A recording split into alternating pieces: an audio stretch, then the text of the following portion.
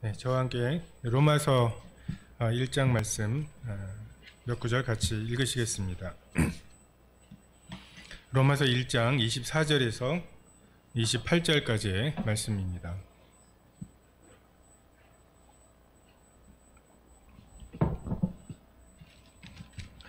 로마서 1장 24절부터 28절입니다.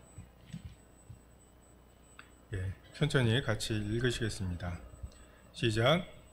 그러므로 하나님께서 그들을 마음의 정욕대로 더러움에 내버려 두사 그들의 몸을 서로 욕되게 하게 하셨으니 이는 그들이 하나님의 진리를 거짓 것으로 바꾸어 피조물을 조물주보다 더 경배하고 섬김이라. 주는 곧 영원히 찬송할 이시로다. 아멘. 이 때문에 하나님께서 그들을 부끄러운 욕심에 내버려 두셨으니 곧 그들의 여자들도 순리대로 쓸 것을 바꾸어 영리로 쓰며 그와 같이 남자들도 순리대로 여자 쓰기를 버리고 서로 향하여 음욕이 부릴 듯하며 남자가 남자와 더불어 부끄러운 일을 행하여 그들의 거짓 부리 때문에 상당한 보응을 그들 자신이 받았느니라. 또한 그들이 마음에 하나님 두기를 싫어하며 하나님께서 그들을 그 성실한 마음대로 내버려 두사 합당하지 못한 일을 하게 하셨으니. 28절까지 읽었습니다. 계속 로마서 말씀을 통해서 특별히 지금 24절부터 마지막 9절까지의 말씀은 복음에 나타난 하나님의 의, 예수 그리스도시죠. 우리가 거기에서 하나님께서 의인은 믿음으로 살게 하신 그 원리, 그것도 굉장히 단순한 그 원리인데 우리가 여기에서 어떻게 사형에 해당하는 죄들을 짓게 되는가, 정말 하나님의 그 의로움에서 어떻게 사형에 해당하는 죄까지 연결이 되는지 그 과정에 대해서 말씀하고 있는 것 같습니다.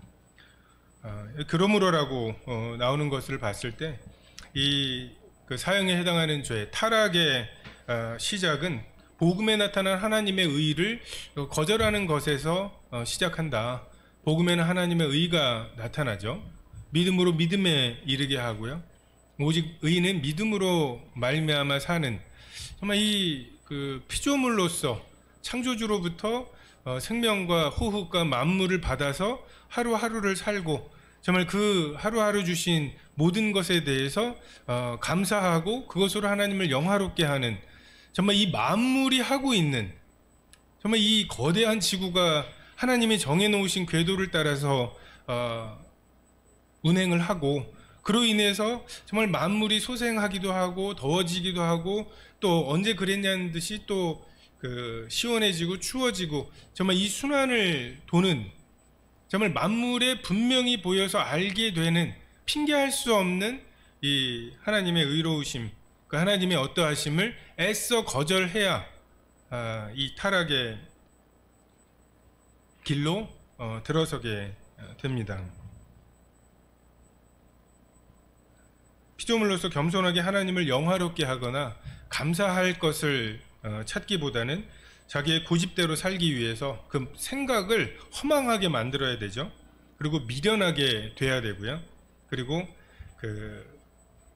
버려야, 정말 그 하나님에 대한 생각이 들어오는 것을 애써 외면하고 거절해야 이 타락의 길을 들어서게 됩니다.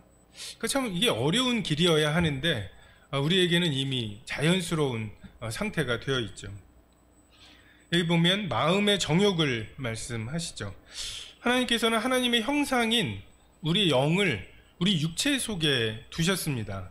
그리고 하나님이 정하신 시간까지 그 육체 속에서 우리의 영을 다루시죠. 그래서 하고 싶은 걸 못하게 이 몸이 막고 있어요. 우리는 선한 생각을 이 몸 때문에 못한다고 많이 불평을 하지만 대부분은 우리가 악한 생각들을 하고 악한 의도들이 있음에도 이 몸 때문에 그 악한 일들을 하지 않게 되는 거죠. 여자를 보고 음욕만 품잖아요. 지금은 형제를 미워하기만 하잖아요.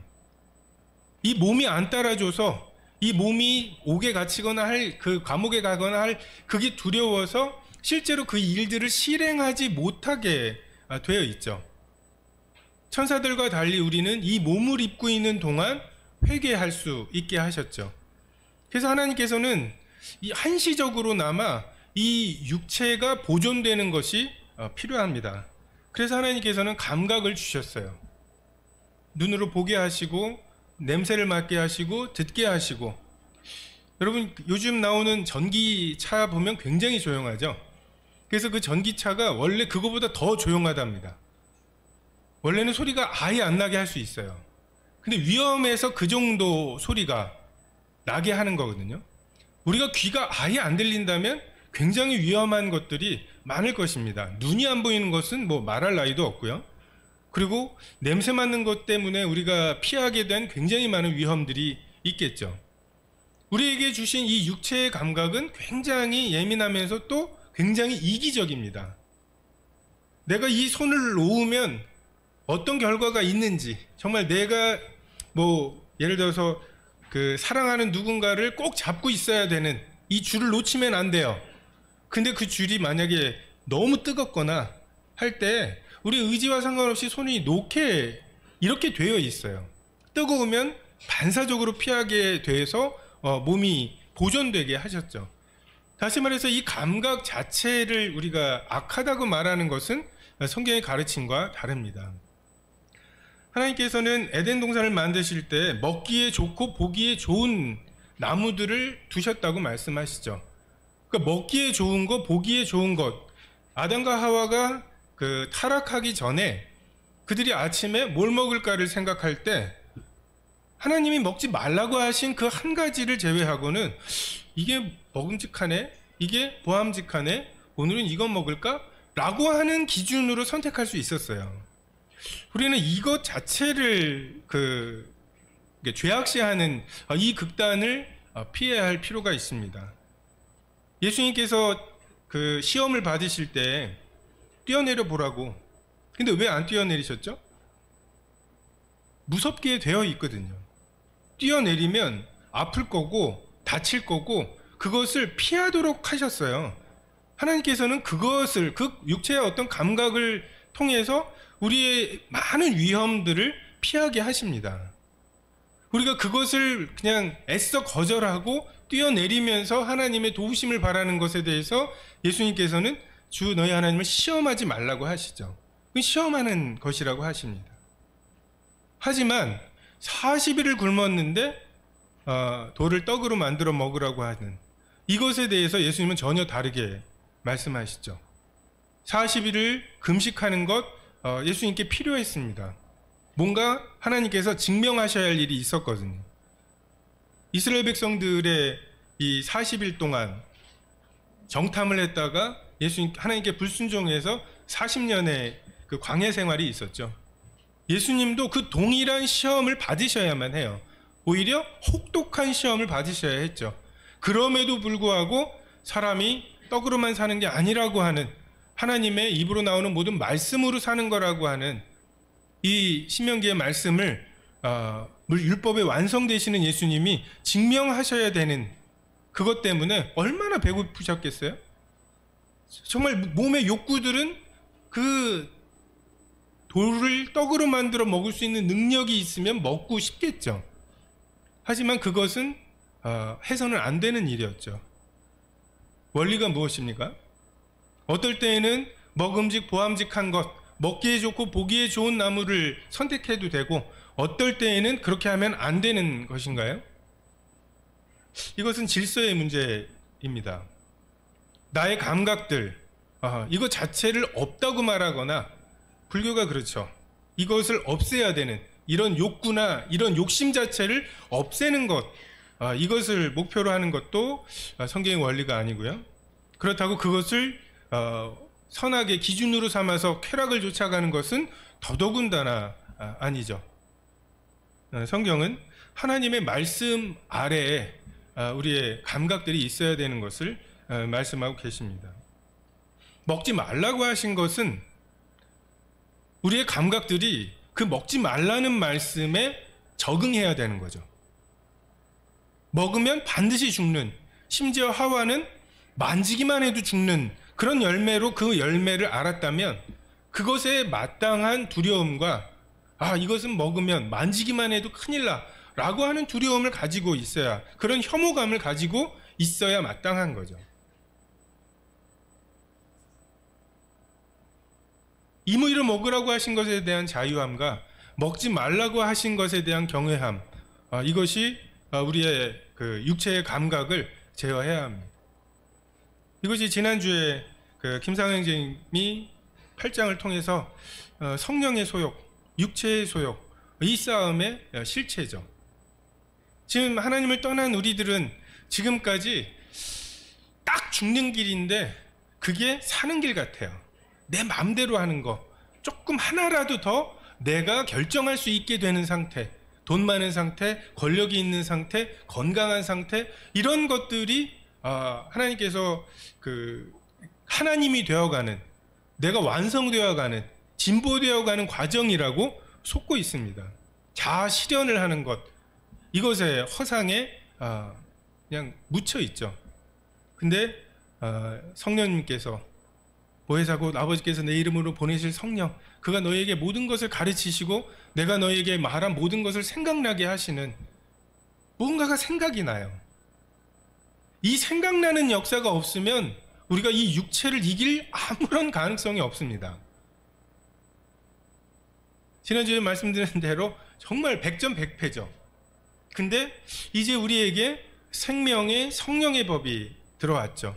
우리들의 감각이 새로워졌고요. 돼지가 먹는 쥐염 열매에서 나는 냄새가 이제 역하기 시작했어요.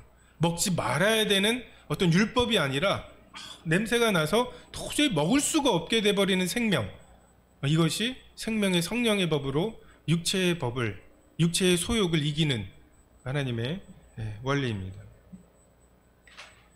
중성적이었던 우리의 육체의 욕구가 이 하나님의 법, 이것의 통제를 벗어나게 될 때 이것은 더러워집니다. 추하게 됩니다. 그 욕구 자체가 하나님이 되고, 내가 살아있다라고 하는 것을 유일하신 하나님과 예수 그리스도를 알아가는 것으로 증명하는 것이 아니라, 내가 이런 쾌락을 즐기니까, 내가 이런 걸 느꼈으니까, 내가 살아있다라고 하는 것을 계속해서 증명하려고, 어제 누렸던 쾌락은 더 이상 오늘 그 나에게 만족을 주지 못하죠. 그죠? 부여하지 않은 것을 감사하세요. 우리에게는 아직 소망이 있잖아요. 하고 싶은 걸 다 할 수 없는 상황이어서 우리에게는 소망이 있어요. 그렇지 않습니까? 유명해지고 싶으세요? 유명한 사람들은 오히려 우리같이 되고 싶어 하잖아요. 그냥 친구들하고 평범하게 떡볶이 먹으면서 수다 떨고 싶어 하잖아요. 근데 그거 하려고 보면 막 와서 사진 찍고 막 피곤할 것 같아요. 이러면 어떨까요? 우리가 유명해졌다가 다시 평범해진 것으로. 그래서 이 평범함을 누리고 있는 부자들도 참 피곤할 것 같아요. 제가 여러분에게, 야, 오늘 점심 내가 살게, 뭘 기대하세요? 어느 정도를 기대하시나요? 제가 소고기 정도 사드리면, 오유, 애도 많은데 어쩌고 하면서 굉장히 기대 이상이라고 굉장히 고마워하실 거예요. 이재용 회장이 불렀어요. 뭘 기대하세요? 조선호텔, 뭐 이렇게 신라호텔 뭐 이런 데 가가지고서 막 20몇만 원짜리 뷔페. 근데 제가 그걸 사드리면은 왜 그러냐고 하지만, 부자들이 그렇게 하면은 에이, 그래도 이재용인데 하면서 기대가 있을 거 아니에요? 친구 사귀기 참 쉽지 않을 것 같아요. 왜 같은 재벌들끼리 결혼하는지 이해가 돼요. 이해를 못할 테니까.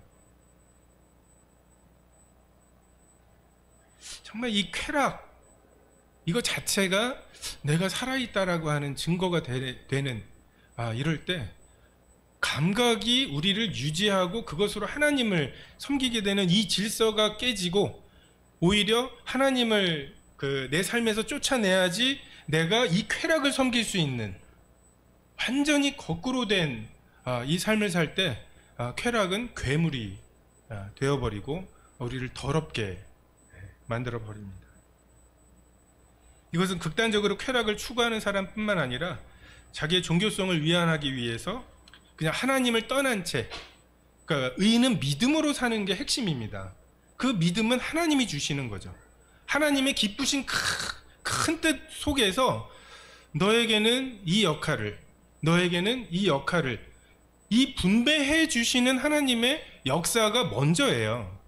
그것 없이 나름대로 선하게 사는 것, 이것은 하나님에게 아무런 의미가 없습니다. 그 기쁘신 뜻 안에 들어있지 않아요. 방주 안에 들어있지 않은 거죠. 그리고 우리가 바리새인들을 통해서 정말 그것으로 만들어낸 자기 의로움이 얼마나 큰 해악이 되는지를 알게 되죠. 이것은 쾌락을 추구하든 자기의 종교성을 만족시키려고 하든 둘 다 더러움입니다. 그리고 진리를 거짓 것으로 바꾸죠. 여러분, 꽤 애를 써야 평생 무신론을 유지할 수 있습니다. 무신론 굉장히 공격을 많이 받거든요. 1장 20절에 나오는 대로 창세로부터 보이지 아니하는 것들 곧 그의 영원하신 능력과 신성이 만드신 만물에 보여 알게 되잖아요. 만물에 보여 알게 돼 있는 걸 맨날 만나야 돼요.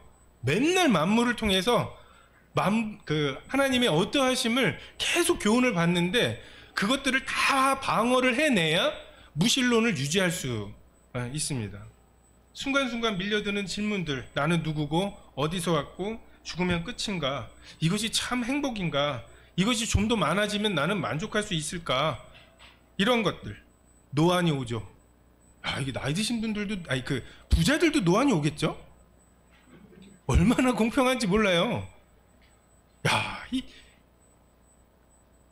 돈이 없는 사람이 노안이 오는 거랑 돈이 많아서 정말 누릴 게 너무너무 많은데 노안이 오는 거 얼마나 억울할까 싶어요. 얼마나 죽기 싫을까 싶어요. 우리가 죽기 싫은 것보다 더 죽기 싫겠죠. 상처가 나는데 회복이 안 돼요. 이제 쾌락도 힘이 없어서 못 누리는, 이걸 통해서 이게 단가. 가끔 이제 유튜브에 보면은 국경 없는 의사회 선전이 나와요. 거기 보면 어떤 한 60대 정도 돼 보이는 어떤 아주머니가 30년을 의사 생활을 하고 났더니 내가 뭘 좋아하는지 모르는 그런 상황이 되었다는 이야기가 시작이 돼요. 그렇겠죠? 의사 됐을 때, 의대 붙었을 때, 의사 고시 됐을 때, 또는 의사로서 뭔가를 시작했을 때 그 단계가 얼마나 좋았을까요? 우리가 볼 때는 그런 삶이 꿈이죠. 근데 실제로 그 삶을 사는 사람들, 그게 어느덧 당연해지고 나서 밀려드는, 이게 단가? 이것들을 다 방어해내야지.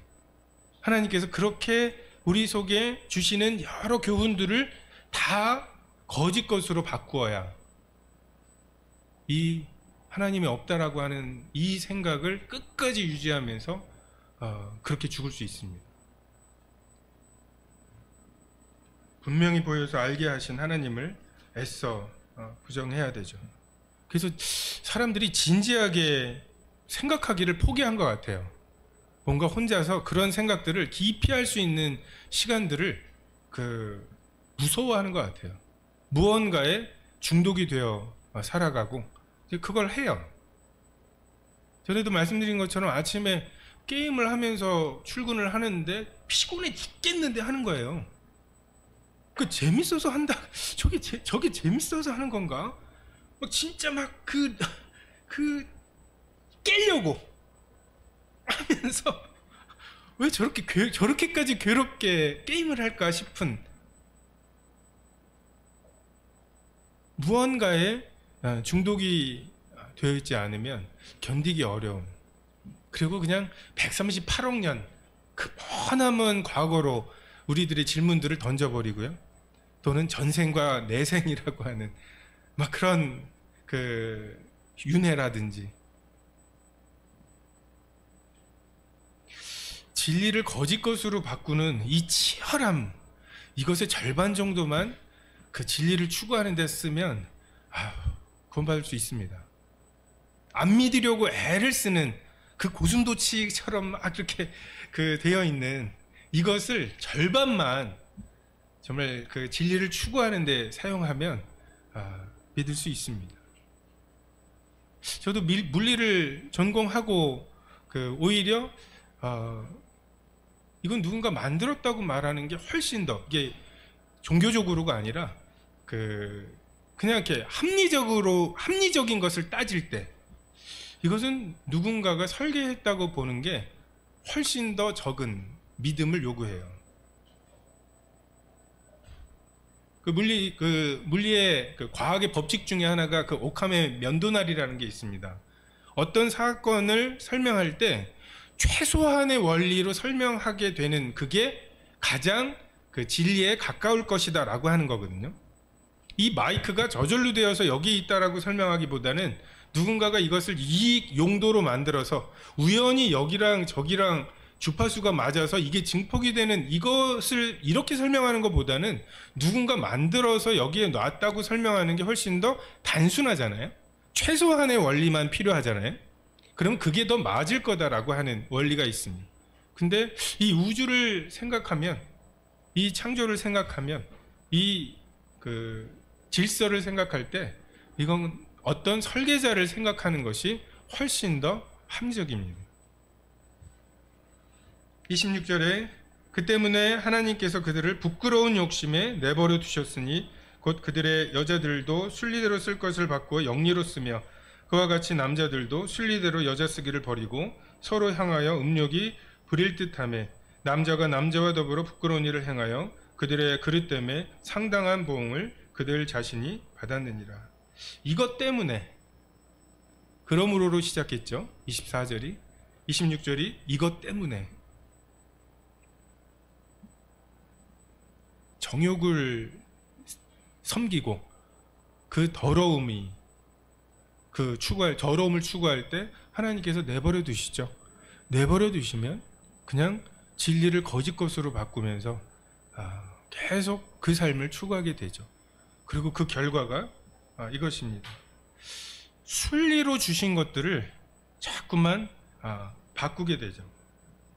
하나님으로 채워야 할 그 공간을 자신의 감각이 최대로 쾌락을 느끼는 이것으로 자꾸만 채우려고 할 때 십자가를 통한 부활의 영광, 정말 이런 것으로 하나님께서 순리대로 주셨는데 우리가 그것을 버리고 내 속에서 나를 만족시키고 나의 의미를 찾고 나의 행복을 찾는 이렇게 살아갈 때 부끄러운 욕심, 그리고 그것에 하나님께서 내버려 두시는 역사가 있습니다. 이 성이라고 하는 것은 정말 삼위 하나님의 하나 되심을 이 피조물 가운데 두신 정말 그 창조의 핵심이죠. 그래서 사탄도 그 사탄의 공격이 여기에 집중되어 있습니다.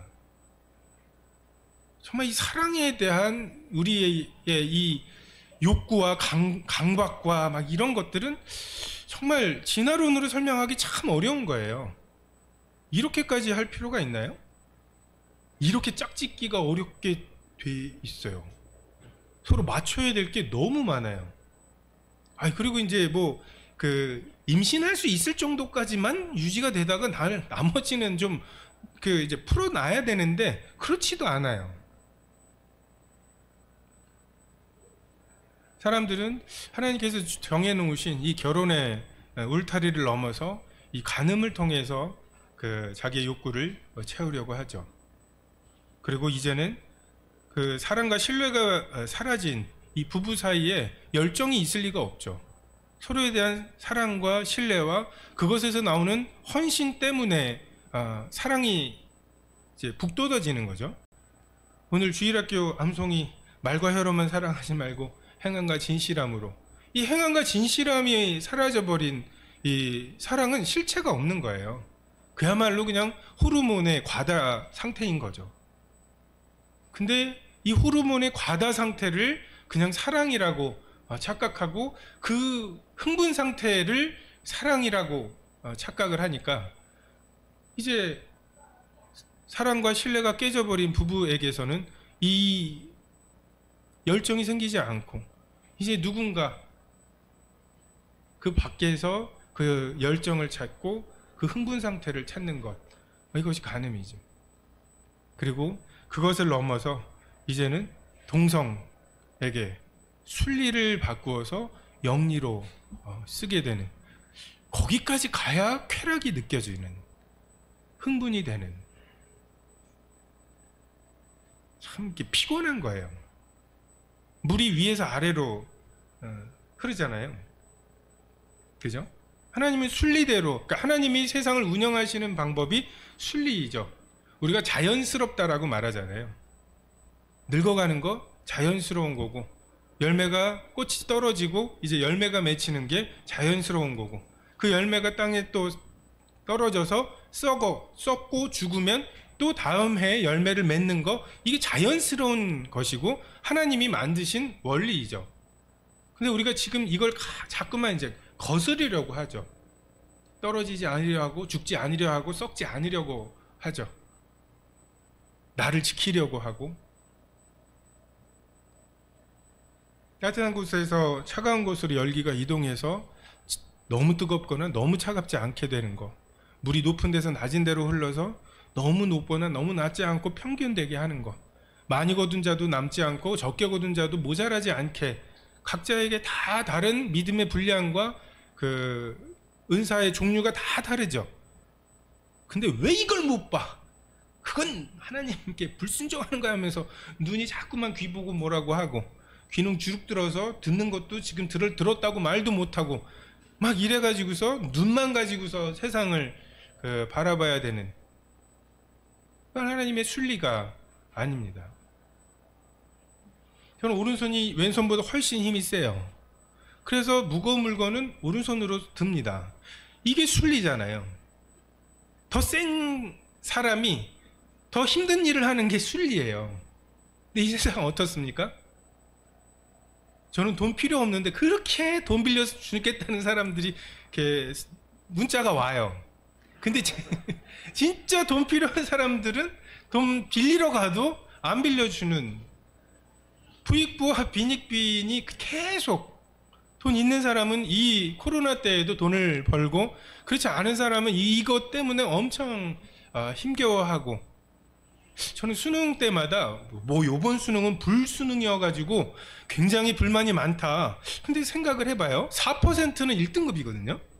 어쨌든 100명 중에 4명은 1등급이에요. 그러면 불수능 때문에 한 명이 2등급이 됐을 수 있죠. 그 아이의 불평은 이해가 됩니다. 그러면 누군가 하나는 1등급이 됐을 거 아니에요. 왜 그 감사가 없죠? 어쨌든 이래서 고마워진 것과 이래서 안 좋아진 그 감사와 불평이 왜 상세 정도까지도 안 되고 그렇게 불평만 생기느냐는 거죠.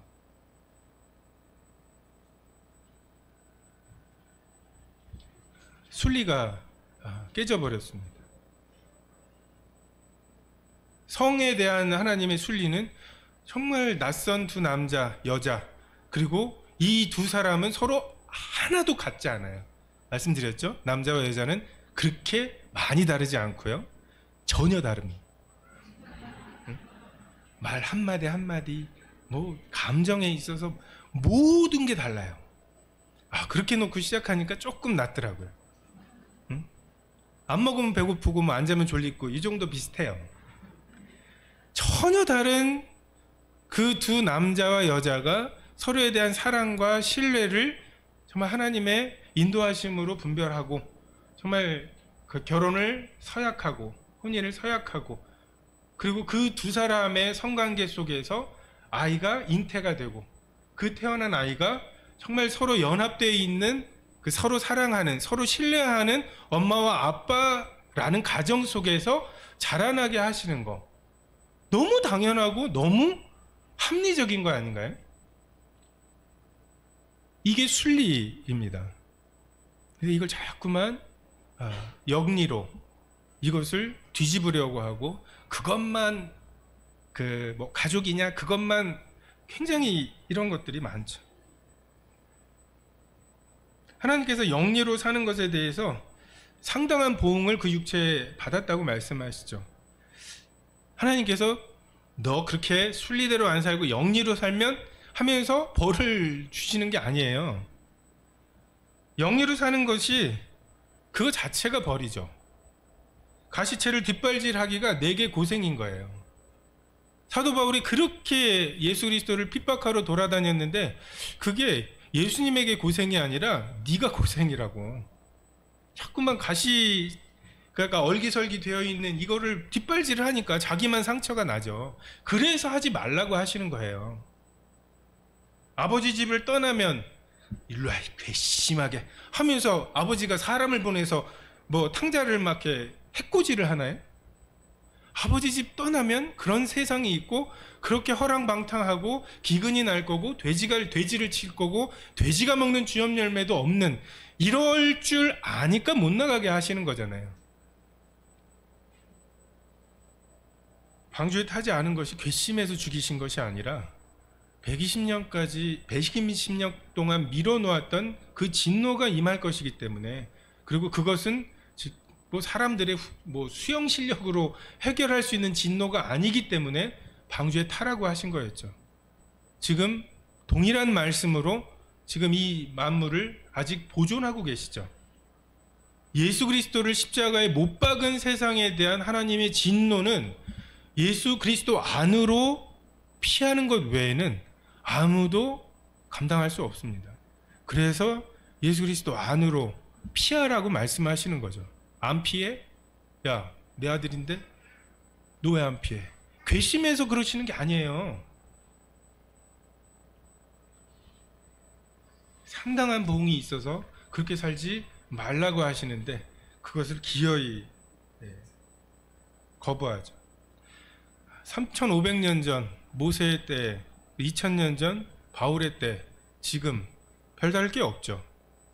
동성애에 대한 하나님의 이 말씀과 지금 별 다를 것이 없습니다. 우린 자꾸만 지금이 굉장히 악화된, 나빠진 세상이라고, 악해진 세상이라고 생각하는데 언제나 이랬어요.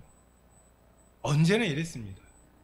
아벨이 정말 하나님께 그 어린 양으로 제사를 드릴 때부터도 믿음으로 사는 삶은 목숨을 걸어야 되는 삶이었고요. 지금도 그렇고요.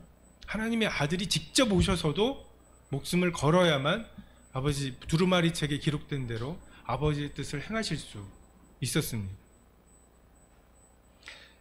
차별금지법 때문에 말 자체가 참 우리에게 어떤 프레임을 씌우는 것 같아요. 그것에 대해서 의견을 내려고 하면 너 차별 찬성해? 라고 하는 식으로 이야기를 하죠. 진지하게 대화를 하거나 논의를 하기보다는 예스 노만 얘기해 라고 해가지고 차별금지법에 찬성해? 그럼 차별을 금지하는 걸 찬성하는 거니까 쿨한 거고요.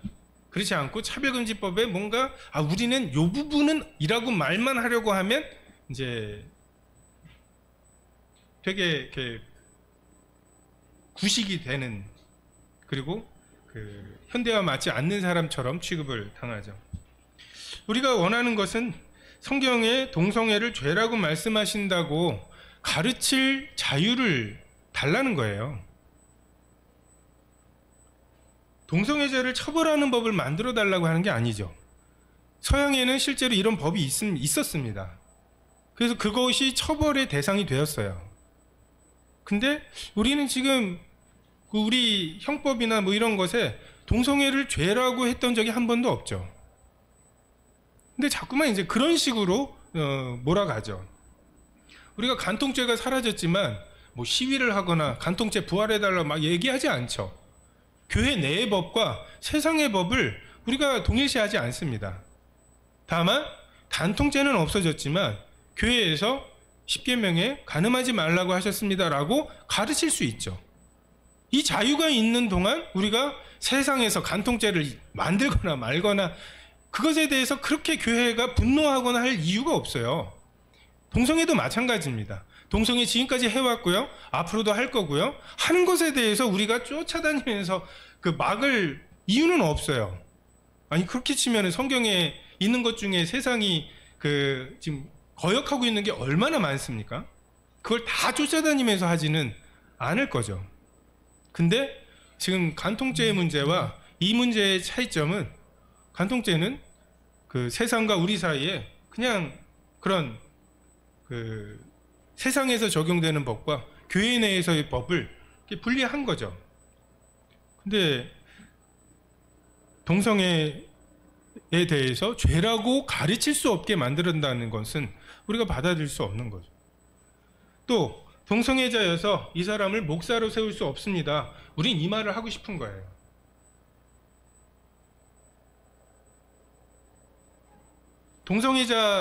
제가 케이크를 만드는 사람인데 어떤 동성애자들이 자기가 동성애자로서 남자로 케이크를 만들어 달라고 할 때 제가 신앙 양심상 이것은 못하겠습니다 라고 말할 수 있는 거죠.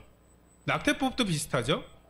낙태가 합법이 됐을 때 나 낙태박 하고 싶다고 온 사람에 대해서 나는 신앙 양심상 낙태 시술을 할 수 없다라고 그걸 거부할 수 있는 의사가 그 진료를 거부할 수는 있어야 된다는 거죠. 의석이 많으면 낙태법 통과하겠죠. 하지만 우리는 그렇지 않게 할 수 있는 이 자유를 침해당하지 않겠다고 하는 것이 우리가 차별금지법을 거절하는 그것을 반대하는 이유죠. 저는 이게 더 제 마음에는 큽니다. 뉴질랜드 갔을 때, 뉴질랜드는 지금 차별금지법이나 이런 것들이 다 적용이 되거든요. 거기 보면 교과서에 반드시 남자 부부, 여자 부부, 남녀 부부, 이것이 적당한 비율로 섞여 있어야 돼요. 어떤 것들을 교과서나 이런 걸 할 때 전에 그런 거 있었죠. 남자만 의사고 여자는 맨날 간호사야. 이런 거 이제 안 되잖아요. 이제 여자 의사, 남자 간호사 이런 조합들을 남녀 평등이나 이런 걸로 해서 해야 돼요. 우리가 그건 받아들일 수 있죠. 근데 이제 그런 것들이 될 뿐만 아니라 세훈자매 얘기가 성교육을 할 때 남자와 여자의 성교육뿐만 아니라 남남 여여 커플의 성적인 것들을 가르쳐야 돼요. 보건 시간에 어떻게 해야지 안전한지, 그리고 그것에 대해서 난 이 교육을 우리 아이에게 받게 하고 싶지 않다고 하면 그 아이들을 부모가 빼서 보건실에 따로 있어야 해요. 저는 이렇게 우리 아이들이 크지 않게 되기를 바라는 마음에서 이 차별금지법을 반대하는 것입니다. 우리가 초등학교 5학년, 6학년 그 이하까지는 남자애들은 남자애들끼리만 놀고요, 여자애들은 여자애들끼리만 놀고요, 그 안에서 행복해요. 남자애들은 막 이렇게 숨 누가 오래 참나, 막 이게 대단해. 이거에 남자애들은 그것에 복잡하지 않아요. 내가 그걸 대단하게 생각하니까 그 기준으로 친구를 대하면 너무 편해요. 근데 여자애들한테 나 숨 얼마나 잘 참는지 봐? 얘는 놀라지 않아요. 그러니까 여자애들하고 뭔가 관계를 맺는 것은 굉장히 힘든 거예요. 그래서 고무줄 끊고 막 이러는 거였어요. 근데 제가 동성애라는 그 성향은 타고나는 거다라고 하는 것을 어렸을 때부터 가르치잖아요. 그러면 그 정상적인 발달 단계에서 5학년 정도 되는 이하에 있는 아이들이 나는 동성애 성향이 있나 보다 라고 생각하게 되는 것, 저는 이게 굉장히 심각하게 될 거라고 생각합니다. 그렇게 가르치고 그렇게 격려하고 하면. 지금 마동석 나오는 슈퍼히어로 그런 거에도 다 동성 부부들이 나오죠. 이제 그런 것들을 영화에 다 집어넣게 돼 있어요. 몇 퍼센트 이상 그런 것들을 해야 되고, 지금 인어공주가 이제 흑인이라고 되게 논란이 있죠. 세상에서 제가 차별금지법의 전체를 우리가 반대하는 것이 아닙니다. 다만 차별금지법 위에 우리 신앙이 있죠. 만약에 차별금지법이 선포가 되면 어떻게 해야 되겠습니까? 저는 전국에 있는 모든 교회가 어느 한 날을 정해서 로마서 1장을 강해하는 것으로 그렇게 저항해야 된다고 생각합니다. 잡아가려면 다 잡아갈 수 있게. 이게 정말 안 되는 것인가? 잡아가면 잡혀가야죠. 우리가 뭐 거기에서 무장을 하고 봉기를 하지는 않겠죠. 네로가 잡아갔을 때도 잡혀갔습니다. 그냥 그렇게 저항을 해야 할 것입니다. 28절에 그들이 마음에 하나님 두기를 싫어하며 하나님께서 그들을 그 상실한 마음대로 내버려 두사 합당하지 못한 일을 하게 하셨으니, 마음에 하나님 두기를 싫어합니다. 이게 참 뿌리가 깊어요. 하나님에 대한 말씀, 하나님이 계실지도 몰라. 그렇다면 이 하나님이 계실지도 모른다는 이 믿음의 씨앗이 잘못 심기면 거기에서 그렇다면 3번만 하면 내 인생 아무것도 아닌 게 돼요. 그렇다면 성경이 사실일 수 있고, 그렇다면 죽은 다음에 끝이 아닐 수 있고, 그렇다면 내 인생은 뭔가. 그래서 마음의 하나님, 이 KJV 킹제임스 버전에 보면은 모든 지식에 하나님 두기를 싫어한다고 표현이 되어 있습니다. 아벨에 대한 아벨에 대해 분노하고 있는 가인에게 하나님께서 경고하시죠. 근데 분노로 가득 차 있던 가인의 마음에 말씀이 머물 곳이 없었습니다. 내 말이 너희 속에 있을 곳이 없으므로 너희가 나를 죽이려 하는도다.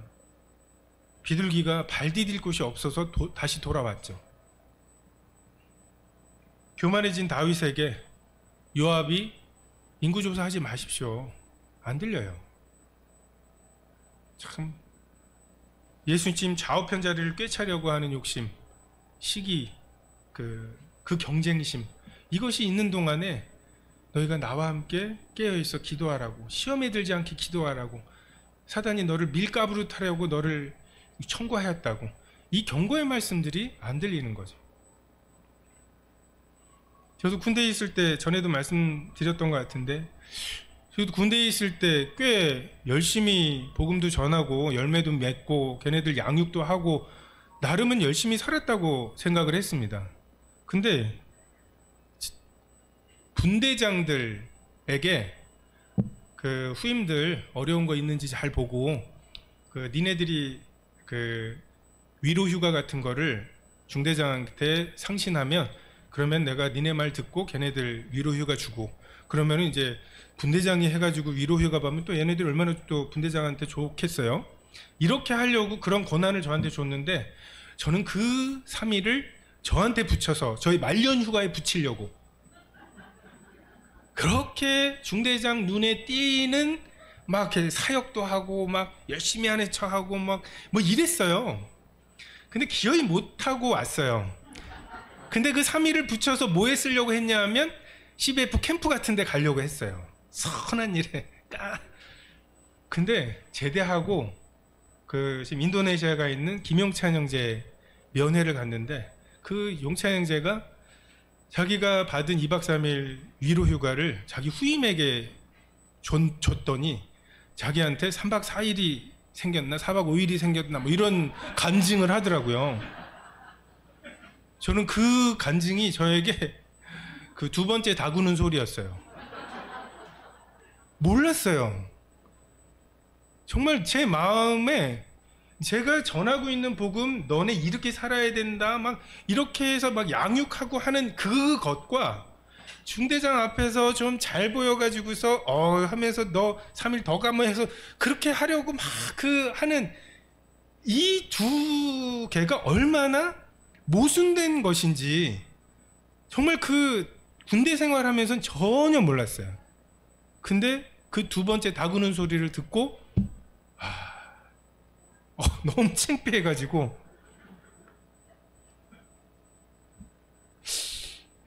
내버려 두시면 상실한 마음 그대로 되는구나. 전쟁 때 버려진 땅들 막 이런 거 있죠. 정말 한 2해만 농사를 안 짓고 비 오는 대로 그냥 자가 쓸려 오는 대로 그렇게 방치돼 버린 그 곳이 하나님께서 거기를 애써서 기경하시고 그 자갈을 제거하시고 하시지 않으면 우리가 얼마나 심각한 상태에 내버려 두어지는지 참 주의할 필요가 있습니다. 소경 둘이 예수님께서 지나가신다는 소식을 들었습니다. 예수님에 대한 이야기는 들었지만 자기 힘으로 예수님을 찾아갈 능력도 가능성도 없었죠. 근데 예수님이 지나가셔요.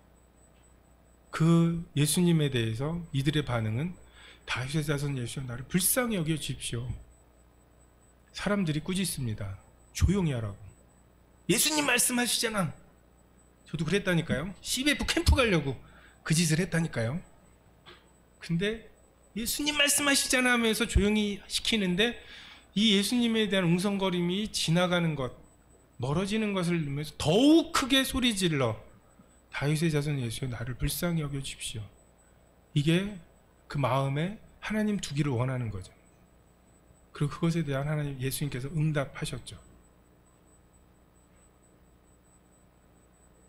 가까이 계실 때 만날 만한 때 찾으라.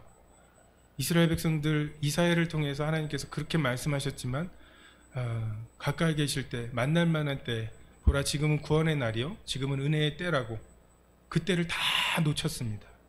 포로로 잡혀갔죠. 분명하게 대비되는 것 같습니다. 내버려 두시는 게 3번 나와요. 그죠? 더러움에 내버려 두시고요. 부끄러운 욕심에 내버려 두시고 상실한 마음에 내버려 두십니다. 이게 우리의 소원이죠. 죄인들의 소원이죠. 자, 좀 내버려 두세요. 좀 내가 알아서 살 테니까 날 좀 내버려 두세요. 주님께서 그것에 대해서 응답하지 않으시고 계속 옆에 사람들을 가지고 찝쩍거리시고 말씀하시고 문을 두드리시고 환난을 주시고 내가 내 인생의 주인이 아니구나. 이것들을 계속해서 주시죠. 근데 그것에 대해서 끝까지 거부할 때 하나님의 판결입니다. 내버려 두세요. 한번 네 마음대로 해봐라. 내버려 두면 네가 어떻게 되는지 한번 봐라. 이게 심판 때에 나는 하나님의 은혜와 자비와 긍휼 필요 없습니다. 나는 나의 의로움, 내가 행한 대로 기록해 놓으셨잖아요.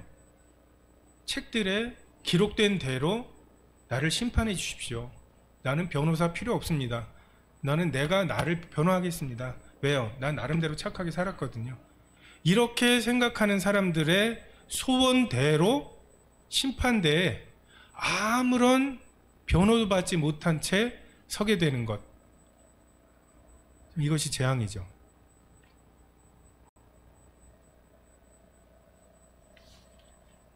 하나님께서 우리를 지금 다시 순리대로 여기 합당치 못한 일을 행하게 하셨다고 하는데 반대로 합당한 일, 마땅한 일로 우리를 돌이키려고 하시는 거죠.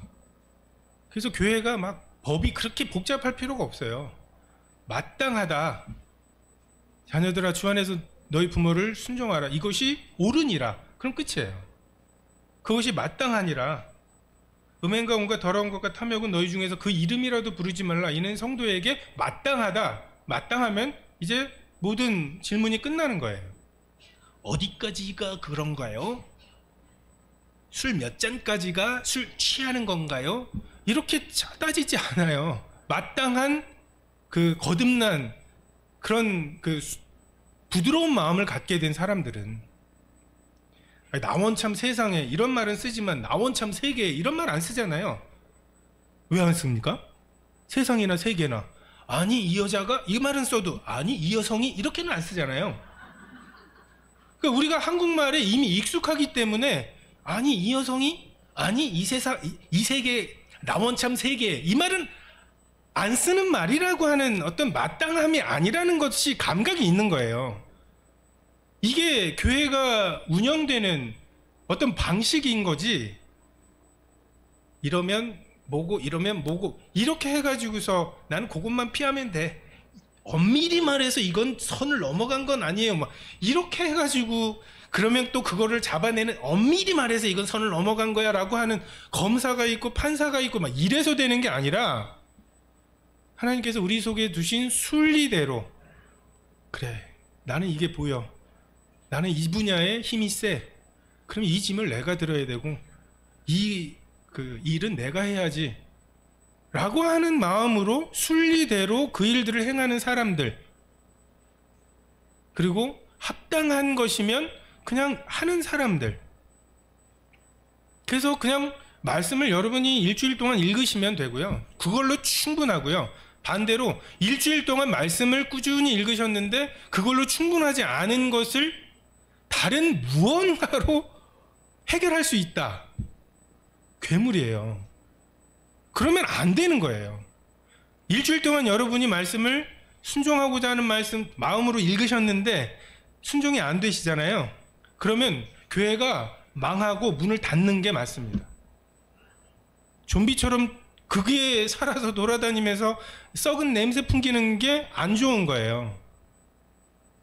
헌금 안 하실 거면은 감동이 안 되고, 그래서 헌금을 안 하시잖아요. 그러면 교회는 할 일들을 할 수 없을 거고, 그러면은 캠프도 못 하고 해야 할 것들을 못 하게 되고요. 그러면 힘을 잃겠죠. 망하겠죠.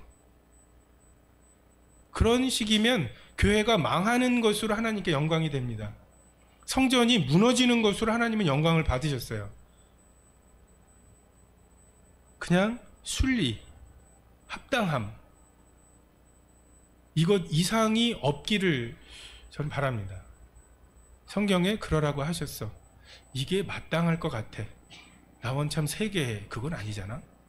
이런 어떤 감각들, 이런 것이 우리 삶의 동기가 되고, 어떤 것을 결정할 때에 이래야지 라고 하는 경계가 되는, 이것이 지금 내버려 두시는 사람들의 삶과 그렇지 않고, 정말 우리와 그 예배 시간에도 인용이 됐지만, 나를 사랑하면 내 말을 지키리니 내 아버지께서 그를 사랑하실 것이요 우리도 그에게 가서 거처를 그와 함께 하리라.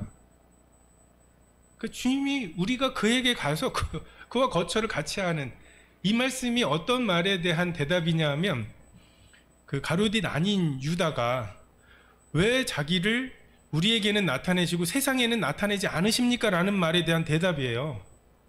다시 말해서 예수님께서 말씀을 다 하셨어요. 사랑하는 사람만 그 말씀을 지켜요.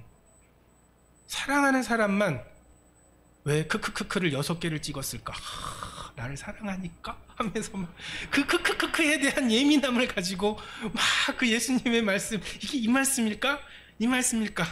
막 하면서 5개도 아니고 7개도 아니고 6개 하면서 막 괜히 이제 그런 예민함을 가진 사람들에게만 어떤 말씀이 보이고, 그 말씀이 자기에게 순종해야 될 무언가를 드러내고, 그래서 그것을 순종할 때, 이래서 순종하라고 하신 거구나, 이래서 강도 만난 자에게 다가가라고 하셨던 거구나 라고 하면서 예수님과 보내신 자 하나님과 그 예수 그리스도에 대해서 알게 되는 것이 생기는 거죠. 다 생길 수 있었어요. 노아의 방주에 다 들어갈 수 있었습니다. 근데 그게 들리는 사람들, 그 사람들만 반응했죠. 우리에게는 더 많은 교훈이 필요한 것이 아니라 들을 귀가 필요합니다. 가난한 마음이 필요합니다. 마땅하다고 하시면 마땅한 줄 알고, 우리가 그 말씀 한 구절이면 우리의 평생의 숙제가 됩니다. 우리가 이번 주는 다 했고 다음 주는 하면서 매주 이렇게 새로운 무언가가 필요한 게 아니에요. 그리고 그 한 조각이면 충분합니다. 기도하시겠습니다.